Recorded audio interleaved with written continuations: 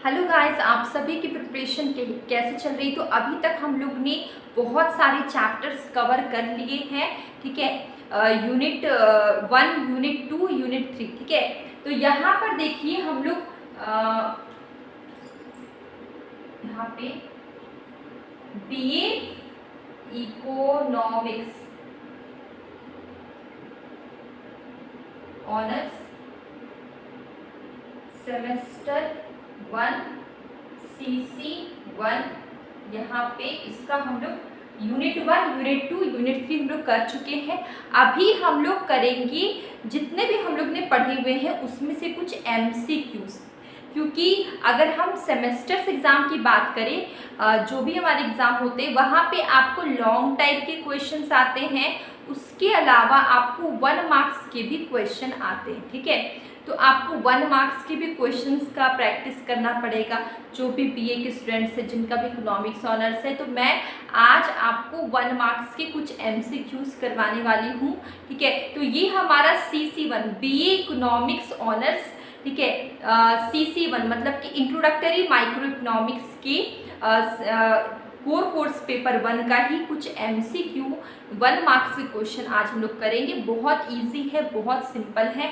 देखिए, जैसे कि यहाँ पे क्या है, all the curves except are U shaped curve. ठीक है, मतलब यहाँ पे 4 ऑप्शन है, ऑप्शन से आपको आंसर पता चल जाएगा कौन कौन से कर्व की बात करें। देखिए यहाँ पे क्या, average fixed cost curve, average variable cost curve, average cost curve और मार्जिनल कॉस्ट कर्व। ठीक है, तो हम लोग ने पढ़ा हुआ है कि MC कर्व क्या होता है, यू शेप्ड होता है, AC कर्व यू शेप्ड होता है, ABC यू शेप्ड होता है। लेकिन एवरेज फिक्स्ड कॉस्ट कर्व की बात करें, ये क्या होता है, रेक्टेंगुलर हाइपरबोला। AFC कैसा होता है, रेक्टेंगुलर हाइपरबोला होता है। ठीक है, तो AFC कभी भी यू शेप्ड कर्व नहीं होता है, इसलिए इसमें क्वेश्चन क्या है, ऑल द कर्व्स एक्सेप्ट, सारे कर्व्स तो है, यहाँ पे कौन सा कर्व है जो कि यू शेप्ड का नहीं है, तो हमारा आंसर होगा AFC।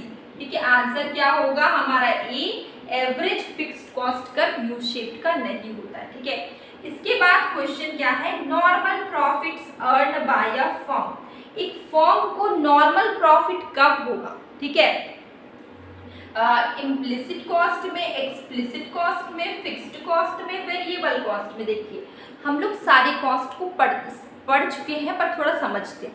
इम्प्लिसिट कॉस्ट क्या है। ठीक है, जब आपको कोई चीज़, अगर आपका एक दुकान है, ठीक है, यहाँ पर आप एज अकाउंटेंट खुद ही काम कर रहे हैं, आप ही का दुकान है, आप खुद उस पर काम कर रहे हैं, क्या आप खुद को पेमेंट कर रहे हैं, क्या आप खुद को पेमेंट करें, क्या आप उस चीज़ को रजिस्टर में रिकॉर्ड करें, कहीं पे रिकॉर्ड करें, नहीं करें। लेकिन अगर आप वहाँ पे अकाउंटेंट हायर करते, आप उसको सैलरी देते, उसको पेमेंट देते, कोई वर्कर रखते, ठीक है, तो आप उस चीज़ को रिकॉर्ड करते, ठीक है, रिकॉर्ड बुक में। तो जब आप वहाँ पे सेल्फ एम्प्लॉयड वर्कर है, खुद आप अपनी दुकान पे काम कर रहे हैं, तो वो होता है इम्प्लिसिट कॉस्ट। लेकिन जब हम किसी को हायर करते हैं, ठीक है, तो वो होता है आपका एक्सप्लिसिट कॉस्ट, क्योंकि जब हम किसी को हायर करते हैं तो हम लोग उससे काम करवाएंगे, उसके बदले में हम उन्हें पेमेंट करते हैं। ठीक है, तो उसको हम लोग रिकॉर्ड करते हैं। ठीक है, तो जो एक्सप्लिसिट कॉस्ट होता है वो रिकॉर्ड होता है, क्योंकि हम दूसरे को पेमेंट कर रहे हैं। लेकिन जो इम्प्लिसिट कॉस्ट होता है,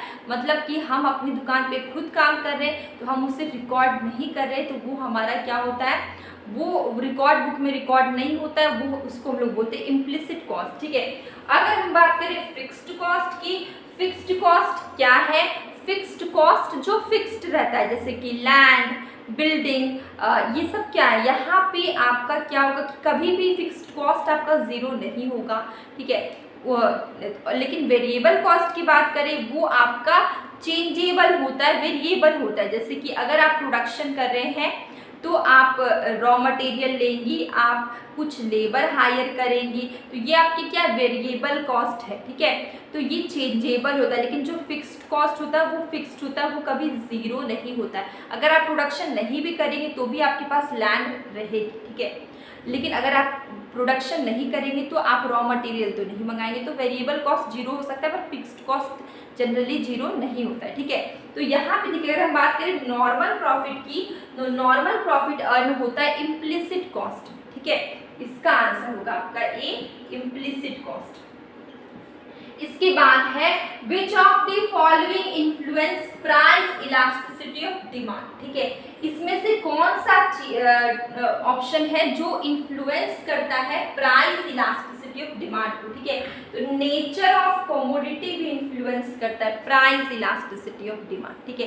कमोडिटी का अलग अलग टाइप का नेचर है जो कि प्राइस को इन्फ्लुएंस करता है। इसके बाद है इनकम लेवल, ठीक है। बहुत बड़ा मैटर है इनकम लेवल, क्योंकि देखिए क्या होता है कि कभी कभी कोई कमोडिटी है, आपने प्रोड्यूस किया, कोई आपने प्रोडक्शन किया, वो अगर बजट फ्रेंडली नहीं, वो अगर ऐसे प्राइस में नहीं है कि उसको सब कोई खरीद पाए, तो वो आपकी एक ही मतलब ग्रुप ऑफ पीपल उसको खरीद पाएंगे, तो वो भी बहुत ज़्यादा इम्पैक्ट पड़ता है, ठीक है। इनकम बहुत बड़ा इफेक्ट करता है, ठीक है। किसी भी चीज़ को मतलब प्राइस पे बहुत ज़्यादा इफेक्ट करता है, ठीक है। अगर कोई 1000 रुपये की चीज़ है और किसी की सैलरी 5000 है, ठीक है, तो वो अपने मंथ में उसके बहुत सारे खर्चे होंगे, क्या वो उस प्रोडक्ट को ले पाएगा कि नहीं ले पाएगा, ठीक है। तो इनकम मैटर करता है, इनकम प्राइस को अफेक्ट करता है, प्राइस इलास्टिसिटी ऑफ डिमांड को अफेक्ट करता है। अगर हम बात करें अवेलेबिलिटी ऑफ सब्स्टिट्यूट्स, हाँ ये भी करता है। जैसे कि क्या होता है, अगर कोई चीज़ महंगी है लेकिन उसका कोई सब्स्टिट्यूट मार्केट में अवेलेबल है जो कि उससे थोड़ा सस्ता है, तो लोग क्या करेंगे कि वो प्रोडक्ट को ना लेके उसका सब्स्टिट्यूट ले लेंगे।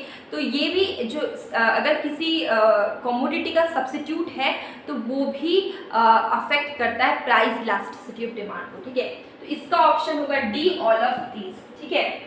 इसके बाद है in case of filling the blanks there is an infinite demand at a particular price and demand becomes zero with a slight rise in price। क्या बोला गया है यहाँ पे, क्या है, there is an infinite demand, demand क्या है, इनफाइनाइट है, पर्टिकुलर प्राइस मतलब कि प्राइस रखते हैं क्वांटिटी डिमांड, प्राइस आपका रख लीजिए यहाँ पे, प्राइस आपका क्या पर्टिकुलर मतलब प्राइस रखते 20,